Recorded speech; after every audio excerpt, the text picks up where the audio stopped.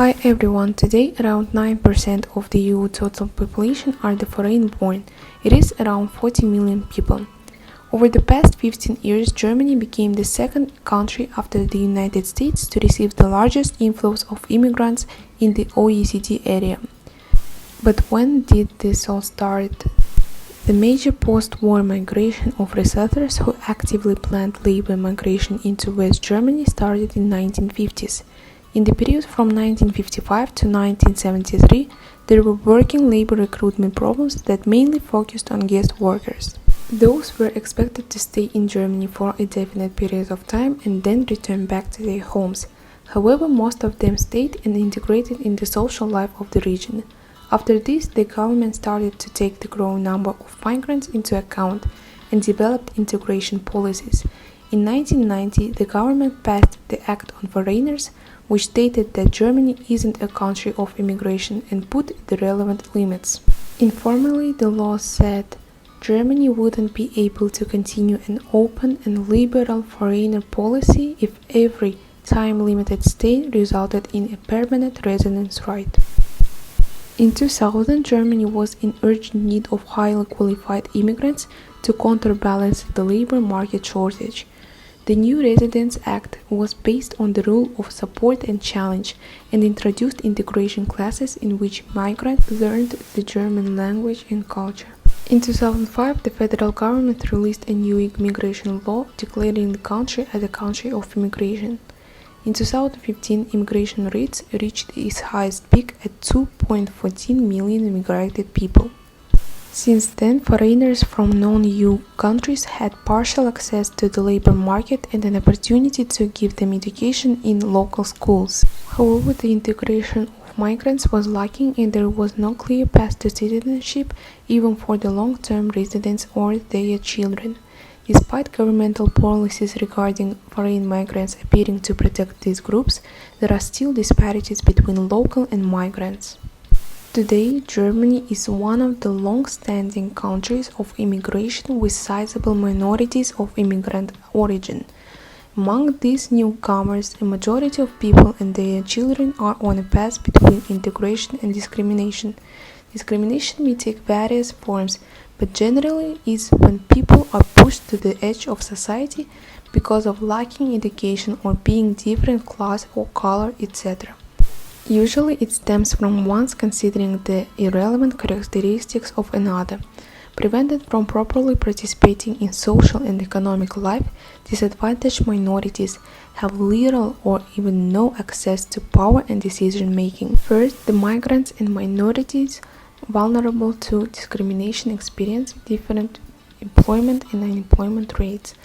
Above average unemployment rates of resident immigrants in Germany appear to be mainly due to barriers in the access to jobs. Immigrants need more time to find employment, thus they find less stable jobs than the native population. Second, some immigrants are forced to apply to low-wage jobs. Immigrant children face two main barriers in Germany's education system. First is low academic performance, which stems from language barriers and biased attitudes of test assessors. Second is the difficult adaptation to the social environment, which can be a result of bilingualism or simple socialization barriers. The German Anti-Discrimination Agency maintains that discrimination against people based on their ethnic origin has increased. If 20% of all people living in Germany have migration background, then try to imagine how many people are vulnerable to mistreatment and day-to-day discrimination. Everyone knows that discrimination can occur everywhere, but one may not be paid less or taught improperly simply because he arrived from a different country. Discrimination against foreign workers on the German labor market must be seen against the background of the recent history of migration, in which it has been primarily workers with low educational and vocational qualifications that have arrived in the Federal Republic of Germany and who have been employed in particular in production jobs, doing dangerous and poorly paid work. Nowadays, a vast majority of immigrants in Germany face violations of human rights that lead to vital barriers as inadequate access to relevant social networks, non-recognition of qualifications, and simply minimal governmental support. They, therefore, work in less attractive labor market positions, characterized by lower wages, unfavorable working conditions, and higher probabilities of job loss. In this context, Italians and Turks have long had the lowest levels of training and qualifications. They are to be found mainly in jobs on conveyor belts, piecework, and shift work. This could be explained from the conflict perspective, which examines the tension between racial and ethnic groups influenced by competition over power and wealth. To put it simply, the racial and ethnic tensions that stem from an aspirations towards prosperous life lead immigrants to have less attractive and less paid labor positions compared to native residents. For instance, the majority of foreign workers, approximately 43.3% for 2011, continue to be employed in the processing trades, excluding the building trade. Within the processing trades, automobile construction ranks highest with a current number of 133,700 workers employed.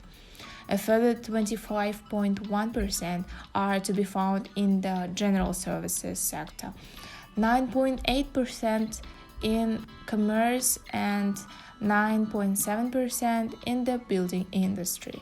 In last position comes the credit institutes and insurance sector of the economy, with the only 1% of foreigners. Furthermore, conflict theorists claim that companies maintain the surplus labor force as it helps them keep wages low. While these conditions are not profitable for immigrants, they are forced to work in such companies due to problems with documents and citizenship status. In addition to these factors, the thesis is also presented here that access to the labor market, even in the presence of equal qualifications, is significantly impaired by direct discrimination. Although from the legal side, residence and work permits provide the great majority of foreigners living in Germany with free access to the labor market, these foreigners will, in seeking employment, regularly be confronted with xenophobia and racism. This may not occur to the same degree in all sectors and can vary depending on level of qualifications, the labor market situation in the sector in question, branch of the economy, or size of undertaking. Moreover, unemployment rates for foreign labor have been also significantly above the German average ever since the early 1970s. There are sharp differences in the extent to which individual nationalities have been hit by unemployment. The impact has been particularly high for the Turks, followed by Italians and Greeks. Since the beginning of the 1970s, the unemployment rate for foreign workers has as a whole been significantly higher than the figure for workers who are federal German nationals. For example, in Berlin-Brandenburg, current unemployment rate is 13.2%, whereas the rate amongst foreigners is 23.2%, which is almost twice as much. For that reason, the everyday problems immigrants encounter are not the issues of legal discrimination that stem from foreign nationality, but rather the structural and institutional discrimination. The situation of the second generation, also known as dissidents, who have grown up or who were born in the Federal Republic of Germany, is the matter as it leads to significant consequences that require efforts of not only German society, but politics and government to provide equality of opportunity on the education, training, and labor market. As the German labor market places substantial emphasis on formal qualifications, particularly of the vocational kind, educational attainment will be an additional focus, since this is likely to affect present and future employment prospects. The case of Germany in the discussion of the availability of opportunities for migrants is rich in terms of data and researches. Germany has put a lot of thoughts towards creating an environment where there is a mutual benefit, both for the government and for the migrants. However, while there are definitely positive sides, not everything turned out to be perfect, as it could be in theory.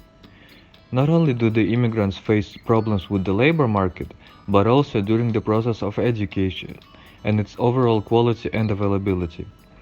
Academic performance and its quality serve as important constituents for the participation in labor market and the compensation for the accomplished work. As a research made by Jandava states, an additional year of schooling is linked with the 8% increase in wage for non-European citizens and 8.8% for European citizens. At the same time, additional year of schooling for a German citizen would mean only a 7.5% increase in wage. This discrepancy might be explained by the presence of bilingualism in most of the migrants. In theory, being proficient in two languages as opposed to only one might be immensely beneficial for an employee. Not only it may increase your competitiveness, but also open opportunities to work in companies that require a certain language. For example, a company might have a branch in immigrant's country of origin, or its key partners may come from that country. Having another year of schooling might help migrants use more of their potential. A second language might be an important asset, leading to a higher wage. However, even though opportunities are much more wide for a bilingual person, during the first several years of migration, bilingualism may hinder a person's ability to communicate with locals, socialize, and acquire education. Theoretically, schooling overall might have a positive effect on the participation in labor market. In reality, it might not be as beneficial as it should be, due to certain factors hindering its quality. For example, while being bilingual might, in theory, be a valuable asset in the labor market, during education it might create certain difficulties. As class material in Germany might not be the same that was used in migrant's country of origin, that person would be tasked with not only catching up with the topic itself, but also with the language and terminology used. Moreover, as the school environment may implement the program where students with difficulties in learning are helped by peers or mentors, language barrier would also present difficulties in mentorship. Lastly, the social environment where students perform tasks in groups or simply socialize during and after school may also be problematic due to the language barrier itself. Statistically speaking, these and other factors lead to migrants scoring less on standardized tests on average. In the research made by Amr Müller, immigrant students on average score about 56 points lower than German students, which is equivalent to around a year of schooling. Therefore, while an additional year of schooling increases the potential wage of a migrant more than that of a German citizen, a migrant student is, on average, academically 1 year behind a German student.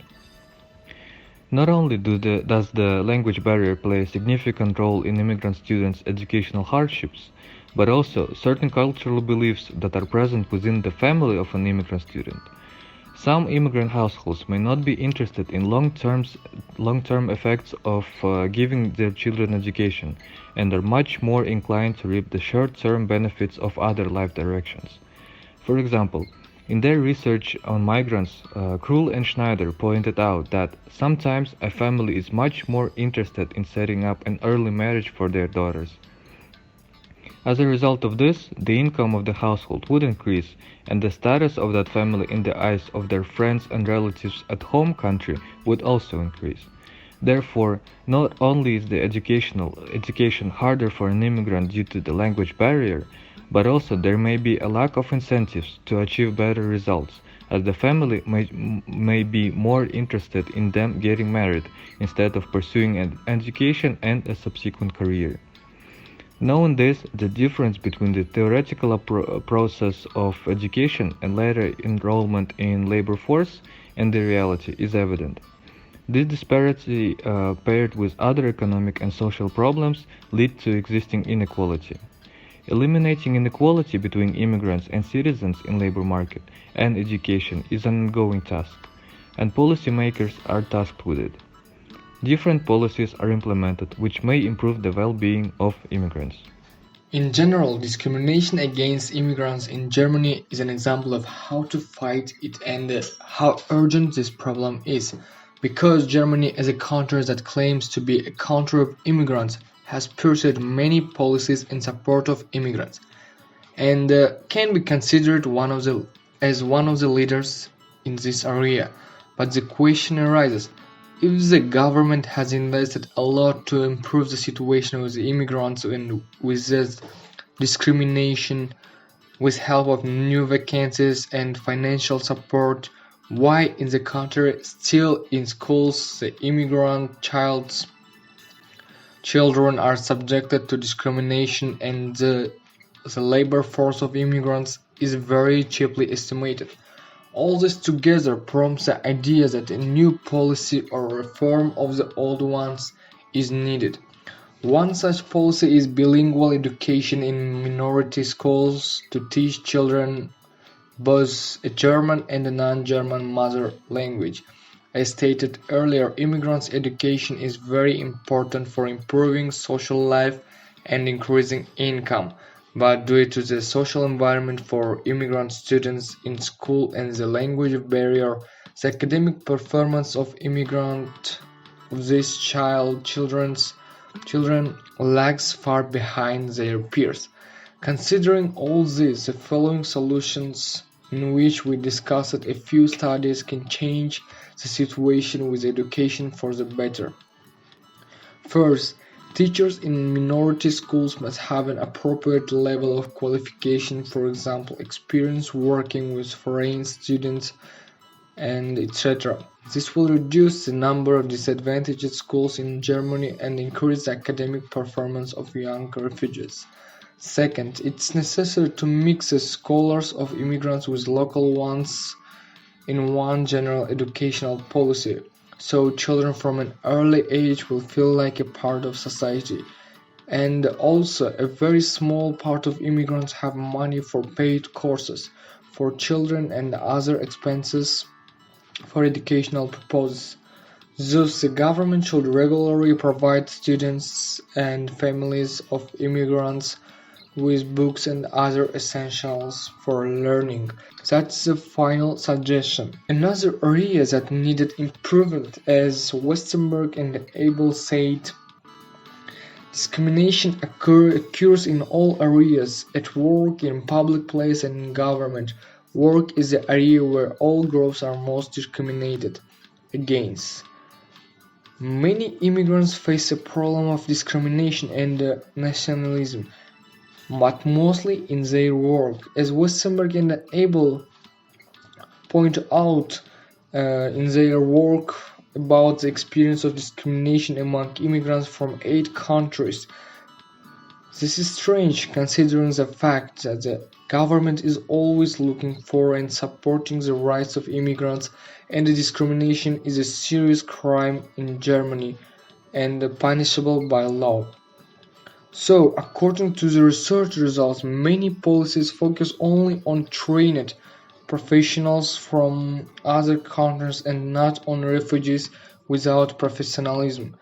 And this might be one of the reasons why the policies and why the government does not give enough outcome. So, for example, one of the policies that based on professionals from non-Euro countries is a new Skilled Immigration Act, which is entered into force in Germany on March 1st, 2020. The policy provides more opportunities and support for professionals from non-Euro countries to access the German labor market. But the problem of discrimination and unemployment among immigrants has not been resolved. According to research, contacts between indigenous people and immigrants play an important role in reducing unemployment. And the discrimination in the work. It's proposed to add a policy that will help immigrants also create social networks instead of providing them with an isolated workplace with only workers of their origin. A possible solution might be to accommodate immigrants with the indigenous people rather than placing them in separate premises. That is our recommendations and suggestions in improving the current policies and the new policies that might help with the situation of discrimination in Germany. Thank you for your attention and goodbye.